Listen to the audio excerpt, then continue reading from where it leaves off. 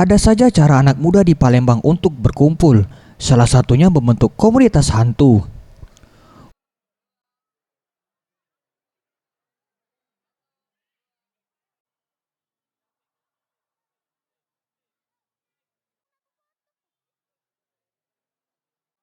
Komunitas yang terbentuk pada tahun 2016 ini bertujuan adalah untuk melihat hal-hal yang berhubungan dengan horor dari sisi yang berbeda.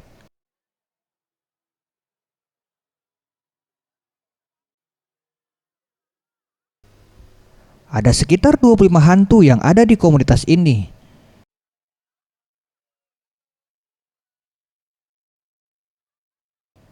Dendi mengakui untuk urusan horor, Indonesia sudah punya banyak. Apalagi hantu-hantu tiap daerah dan pulau beragam serta menjadi urban legend di masyarakat. Komunitas hantu ini terbentuk tahun 2016 ya. 2016 itu baru kami komunitas sekedar hobi, kumpul bareng ya.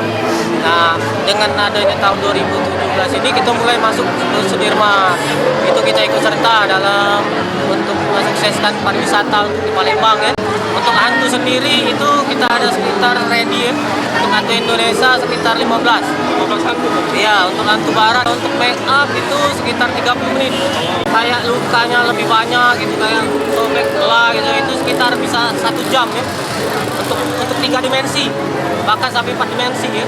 Sampai sini ya, gitu lah kira-kira. Kiri, otodidak ya. Eva, salah satu pengunjung, mengatakan dirinya bersama keluarganya sangat antusias melihat hantu yang ada di pedestrian Sudirman.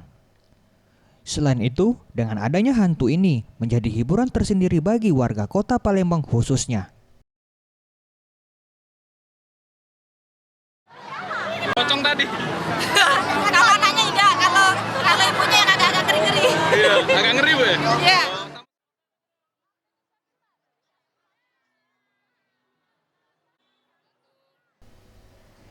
Tim Liputan, Sriwijaya TV.